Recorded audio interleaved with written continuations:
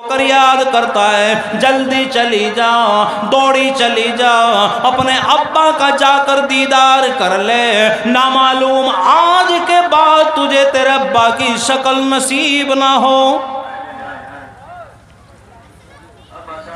बिहार की बेटी होती तो बड़ी तेजी के साथ दौड़ लगाती, लेकिन वो मदीने की बेटी थी।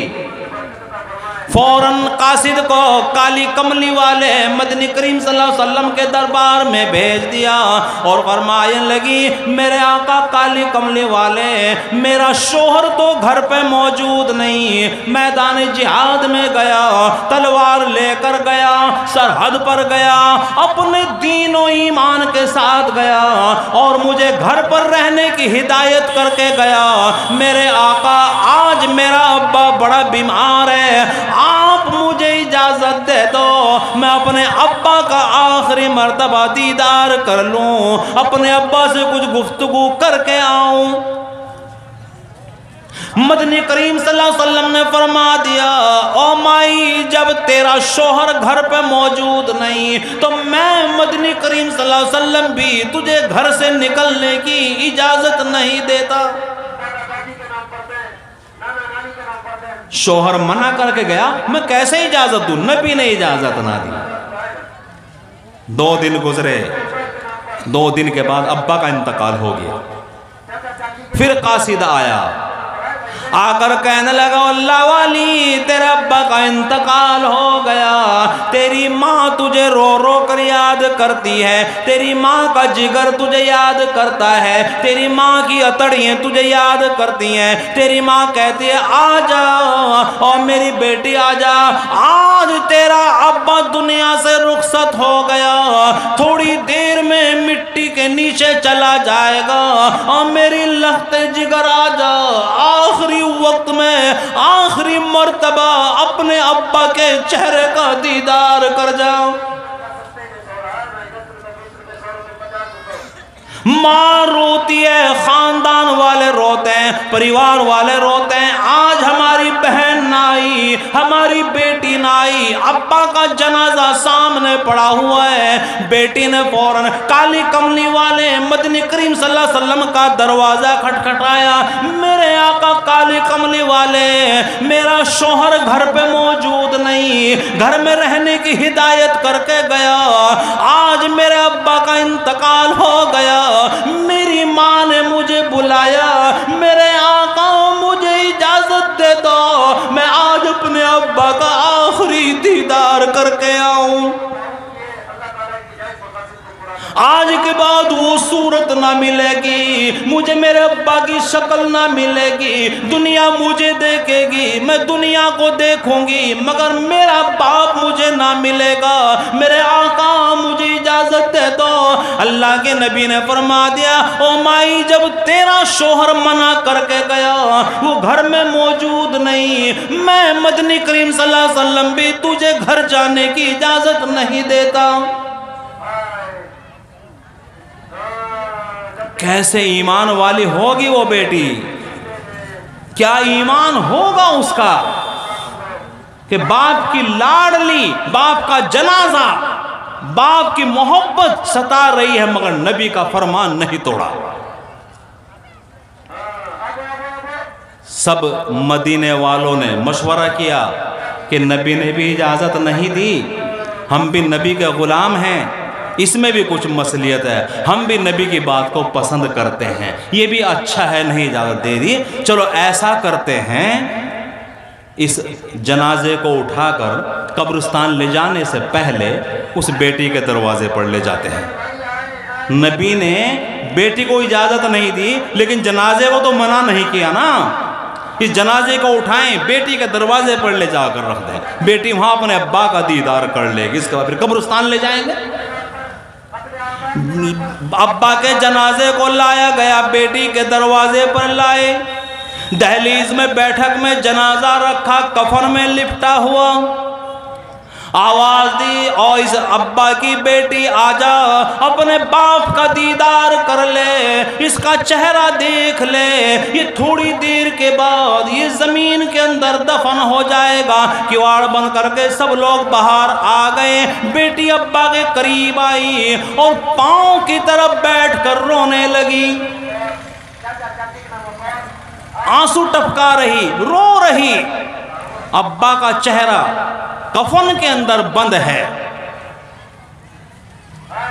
बेटी रोई, ऐ मेरे अब्बा, ऐ मेरे अब्बा, मेरे दिल पर क्या गुजर रही, तू मुझे छोड़कर चला गया। बेटी रोती है और कहने लगी, देखिए क्या हो रहा है मेरा हाल, देखिए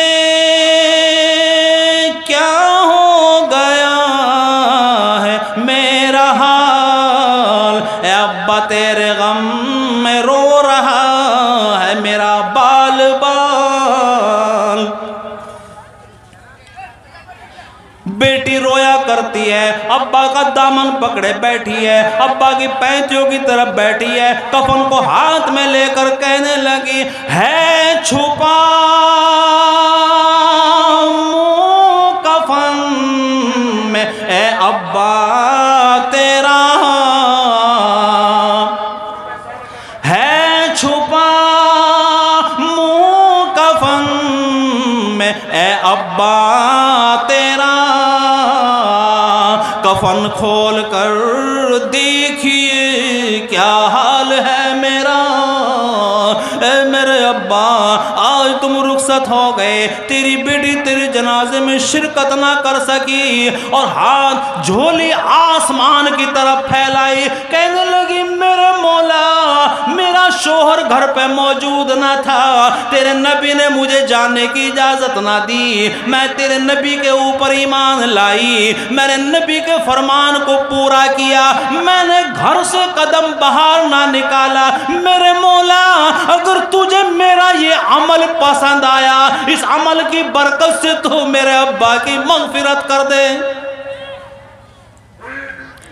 अल्लाह मेरे अब्बा को जन्नत अता फरमा दे अगर तुझे मेरा ये अमल पसंद आया, मैंने तेरे नबी का फरमान पूरा किया। जनाजा उठाया, कब्रिस्तान ले गए, दफन कर दिया। दूसरा दिन गुजरा, मदनी करीम सल्लल्लाहु अलैहि वसल्लम ने इरशाद फरमाया, ओ मेरे कासिद, उस लड़की के घर जाकर उससे कह दो कि मैं मुहम्मदुर रसूलुल्लाह की आंखों ने देखा और तेरा अब्बा जन्नत की सैर कर रहा है। बेटी की दुआ कबूल हुई, अल्लाह ने कबूल की, और दुआ भी क्या मांगी, ए अल्लाह मेरा जो अमल पसंद आया मेरे अब्बा की मगफिरत कर दे। कितने अब्बा ऐसे हैं जो बेटियों को ठोकर मार देते हैं, कितने अब्बा ऐसे हैं जो बेटियों की परवरिश को अजाब समझते हैं। अल्लाह के नबी ने फरमाया, जिसके घर में 2 बेटी 3 बेटी और वो खुशी खुशी उनकी परवरिश करता है, तो मैं मुहम्मदुर रसूलुल्लाह से वादा करता हूँ कि वो जन्नत का हकदार है। एक सहाबी खड़े हुए, या रसूलल्लाह मेरे पास तो एक ही बेटी है, मेरा क्या होगा? 3 बेटियों की बशारत आपने दी। अल्लाह के नबी ने फरमाया, एक बेटी है, अगर उसकी भी इज्जत के साथ, खुशियों के साथ उसकी परवरिश करोगे और खुशियों के साथ उसकी शादी करोगे तो आप भी जन्नत के हकदार हैं। तो ये बेटियों के मोहब्बत में अल्लाह ने हमें जन्नत का रास्ता दिखाया। हम शादी करते हैं, अल्लाह ने बेशुमार माल दिया, 1 लाख 1.5 लाख रुपये, 2 लाख रुपये अब तो काफ़ी खर्च करते हैं बिहार के लोग, और बेटी को रुखसत दहेज देकर रुखसत कर देते हैं और खुश होते हैं हमने बहुत कुछ दे दिया। ये तेरे नबी का तरीका नहीं है। मज़हब इस्लाम में जहेज़ नहीं है। किसने बताया तुम्हें कि हमने बेटी को जहेज दे धर्म फारिग हो गए? नहीं, अल्लाह के नबी ने सैयदा फातिमा को कुछ भी जहेज ना दिया था।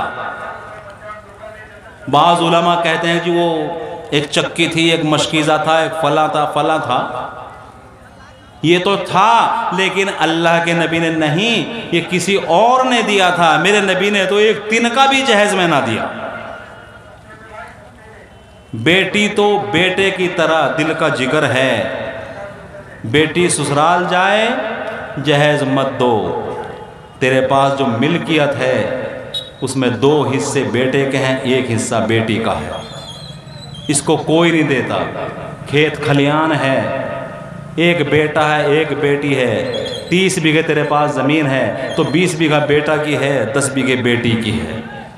बेटी का तो निकाह कर दिया ना, वो तो गैर होगी, मेरा कुछ नहीं है, सब कुछ बेटे का है। वो जिस बेटे के लिए तुम ये आज नाइंसाफ़ी करते हो, खुदा की कसम कल क़यामत के दिन तुम्हारी गर्दन नपेगी। बेटी का गिरा हाथ होगा, तेरा गिरवान होगा, छुड़ा नहीं पाओगे। शरीयत पहचानो। जब कलमा पढ़ा है तो नबी के तौर तरीके भी पहचानने पड़ेंगे। अल्लाह तबारक व तआला हम सबको अमल के तौफीक नसीब फरमाए। ज़िंदा रहे, कल फिर आपके सामने पेश होंगे। कल इंशाअल्लाह फिर आपके सामने हाजिर होंगे। दोस्तों, आप देख रहे हैं NB मीडिया यूट्यूब चैनल। इस तरह का वीडियोस आपको मिलता रहेगा। लाइक और सब्सक्राइब जरूर कर लेना और इस वीडियोस को अपने दोस्तों में शेयर जरूर करना। फिर मिलते हैं एक और अच्छी वीडियोस लेकर, तब तक इजाजत दीजिए। अस्सलाम वालेकुम, खुदा हाफिज।